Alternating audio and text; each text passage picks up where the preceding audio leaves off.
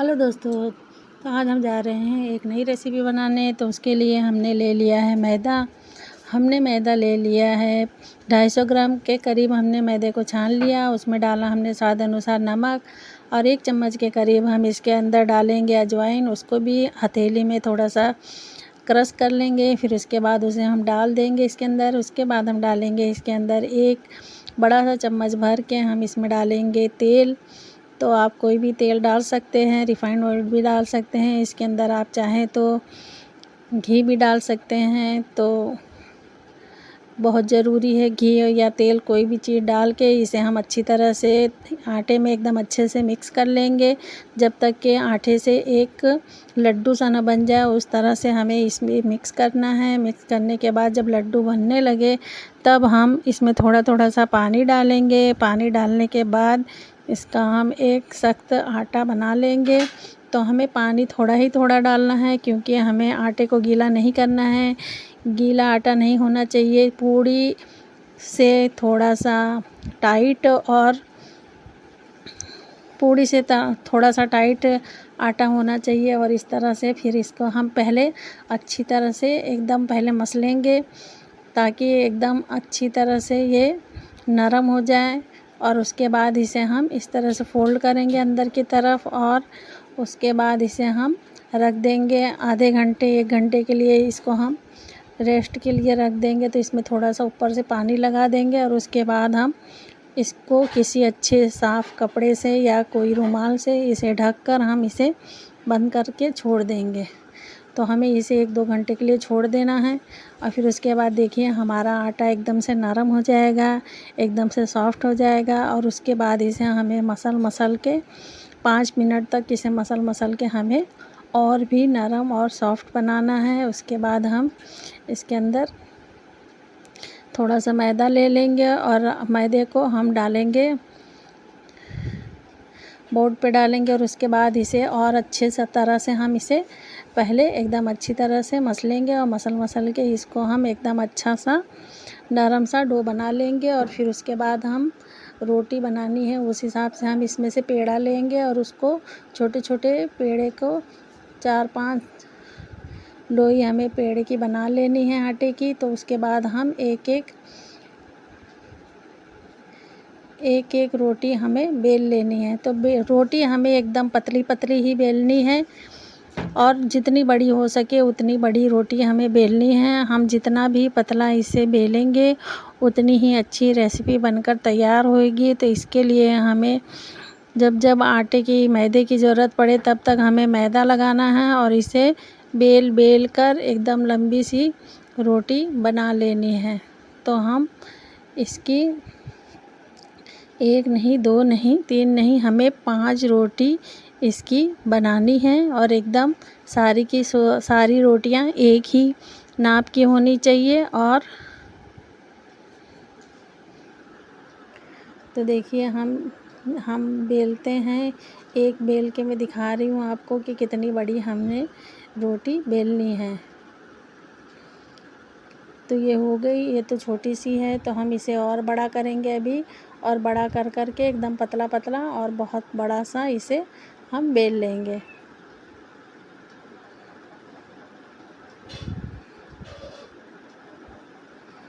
तो इसी तरह से हमें 5 रोटी बेल लेनी है। आप चाहें तो 4 रोटी 3 रोटी जिस हिसाब से आपको, मगर जितनी ज़्यादा रोटी बेलेंगे उतने ही परत वाली ये रेसिपी बनने वाली है। तो इसके लिए हमें कम से कम नहीं तो हमें 5 रोटी तो ज़रूर से ज़रूर बेलना है। अब इसके बाद हम तो देखिए हमने 5 रोटियां उतनी ही बड़ी बड़ी साइज में बेल ली है।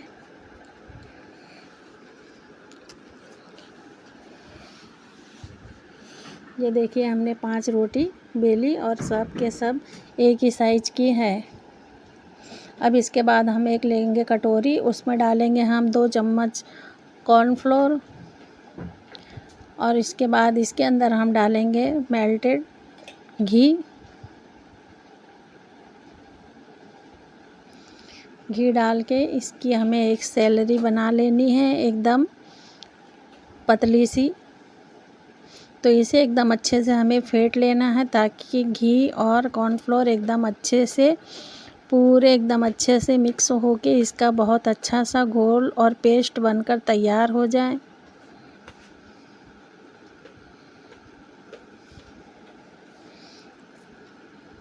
तो हमारा पेस्ट बनकर तैयार हो गया है। अब हम एक रोटी लेंगे और उसके बाद उस रोटी के ऊपर हम लगाएंगे कॉर्नफ्लोर और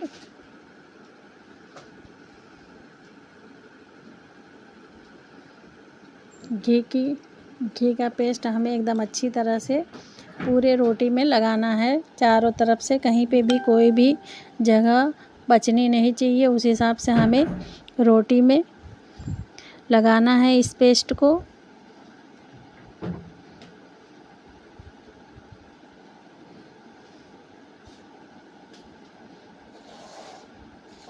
इसके बाद हम ऊपर से थोड़ा सा मैदा छिड़क देंगे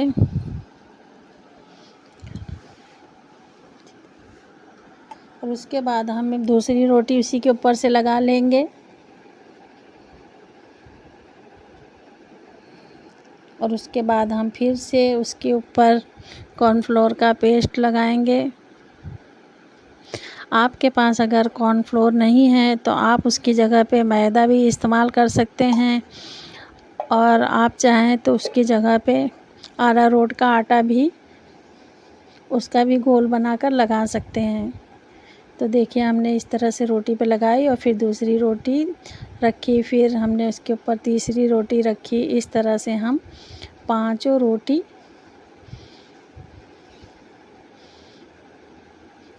रोटी लगा लेंगे।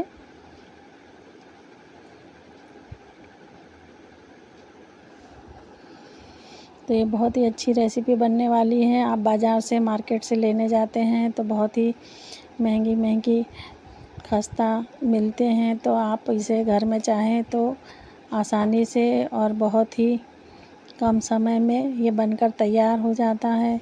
आप चाहें तो इसे बच्चों को स्कूल के टिफ़िन बॉक्स में भी दे सकते हैं, शाम को चाय नाश्ते के साथ में भी इसे सर्व कर सकते हैं। आप चाहें तो आपके घर में कोई गेस्ट आए हैं उन्हें भी इसे आप दे सकते हैं, वो लोग बहुत खुश हो जाएंगे क्योंकि ये रेसिपी बहुत ही मज़ेदार, बहुत ही अच्छी, बहुत ही टेस्टी बनने वाली है। आपको भी बहुत ही अच्छा लगेगा जब आपको लगेगा कि ये तो कितनी आसानी से हम इसे घर पर ही बना सकते हैं।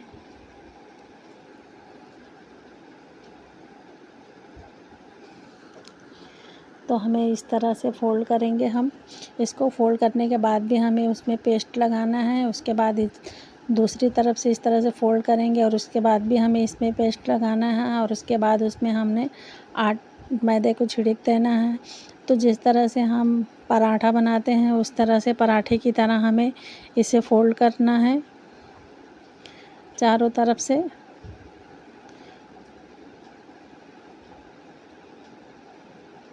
और उसके ऊपर भी हम तो देखिए मैंने एक एक चीज़ बहुत ही बारीकी से और बहुत ही अच्छी तरह से आपको समझाई है।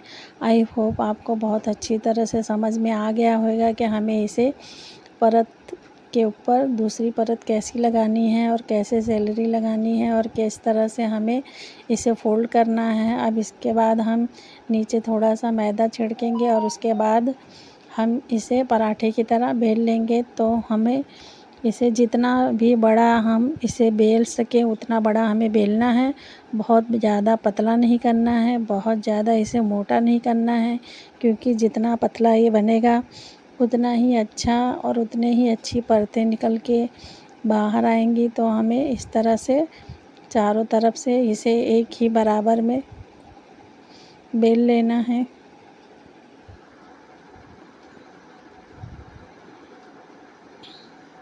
तो देखिए हमने पराठे की तरह इसे बड़ी सी रोटी बेल ली हमने। बहुत ज़्यादा दबाते हुए हमें इसे नहीं बेलना है, हल्के हल्के हाथों से हमें सिर्फ इसे बड़ा करना है।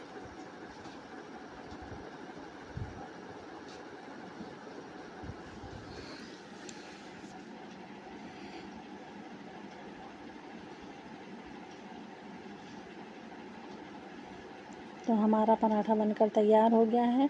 अब इसे हम कट करेंगे। तो आप चाहे तो इसे रेक्टेंगल में भी कट कर सकते हैं, स्क्वायर में भी कट कर सकते हैं, आप मन चाहे आकार में इसे कट कर सकते हैं। तो मैं इसे डायमंड की तरह कट करूँगी, जैसे कि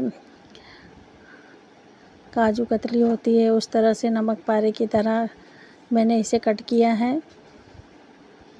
तो देखिए, एक निकाल के दिखाती हूँ, इस तरह से मैंने कट किया है। जिस तरह से छोटे छोटे नमक पारे होते हैं उस तरह से मैंने इसे कट कर लिया है। अब हम लेंगे एक फ्राई पैन, उसमें डालेंगे हम रिफाइंड ऑयल, और हमें थोड़ा सा ही तेल गर्म हो, मतलब तेल एकदम अच्छे से गर्म हो जाना चाहिए, मगर गैस धीमी होनी चाहिए, तब हम इसमें इसे डालेंगे। हमें इसे बहुत तेज़ आंच में नहीं डालना है, क्योंकि जब अगर हम तेज़ आंच में इसमें डालेंगे तो इसकी जो परतें हैं वो खुलेंगी नहीं और जल्दी से ये कुक हो जाएगा और अंदर कच्चा रह जाएगा और एक क्रिस्पी और कुरकुरी भी नहीं बनेगी। तो जब हम इसे धीमी आंच पे बनाएंगे तो ये बहुत ही खस्ता बनकर तैयार होंगे और इसके जो सारी परतें हैं धीरे धीरे से तेल में खुलने लगेगी। तो आप देख रहे हैं जिस तरह से कि धीरे धीरे जैसे जैसे ये कुक हो रहा है वैसे वैसे इसकी परतें बाहर की तरफ खुल रही हैं और ये हमारी परतों वाली खस्ता बनकर तैयार हो रही है। देखिए, इसे हम तब तक तलेंगे जब तक कि तेल में बबल्स आना बंद नहीं हो जाते। तो हमें इसे अब मीडियम से तेज़ आंच में कर देना है। जब हम इसे निकालने लगे तो हमें तेल को एकदम तेज़ आंच पे कर देना है, ताकि इसमें जो भी तेल भरा हुआ है वो सारा का सारा निकल जाए और जो भी कच्चापन थोड़ा सा भी अंदर हो वो भी कच्चापन एकदम अच्छे से पक जाए। तो हमें इसे कोई टिश्यू पेपर पे निकालना है, ताकि इसमें जितना भी तेल एक्स्ट्रा हो वो सारा का सारा तेल उसमें सूख ले। अब इसी तरह हमारे जो बचे हुए हैं उनको भी हम इसी तरह तल लेंगे और इन्हें भी हम धीमी ही आंच पे तलेंगे। हम कभी भी कोई भी जैसे खस्ता वाली चीज़ें बनानी होती है तो हमें ध्यान रखना है कि उनको हमें तेज़ आंच पे बिल्कुल फ्राई नहीं करना है। हम उसे ज़्यादा से ज़्यादा मीडियम आंच पे या मीडियम से थोड़ा सा हाई कर ही हमें उसे तलना चाहिए, क्योंकि जब हम उस तरह से आंच पे कोई भी चीज़ तलते हैं तो वह बहुत ही खस्ता और करारी बन जाती है, बहुत ही खस्ता बनते हैं और उसके परत भी देखो एकदम अलग अलग हो जाते हैं। इसीलिए हमें हमेशा इसी तरह से तलना चाहिए। तो देखिए, हमारी खारी बनकर तो तैयार हो गई है। आप इसे किसी भी गेस्ट को भी परोस सकते हैं और शाम को चाय के साथ भी हम इसे खा सकते हैं। हम चाहे कहीं पे बाहर जा रहे हों तो ले जा सकते हैं। बच्चों को आप इसे हॉस्टल के लिए भी बनाकर दे सकते हैं। तो देखिए, हमारी कितने खस्ता बने हुए हैं। मैंने आपको तोड़कर भी दिखा दिया कि हमारे देखो कितने खस्ता बनकर नमकीन तैयार हो गया है। इसे निमकी बोल लीजिए या खस्ता बोल लीजिए, खारी बोल लीजिए, आप इसका कोई भी नाम दे सकते हैं। आप परतों वाली इसे खारी भी बोल सकते हैं, परतों वाली टिकिया बोल सकते हैं। तो आप इसे किसी भी शेप में काट सकते हैं, किसी भी जब मन चाहे गोल या कोई भी आकार में काट सकते हैं। तो वीडियो अच्छी लगी हो तो लाइक, कमेंट, शेयर, सब्सक्राइब ज़रूर कर लें। थैंक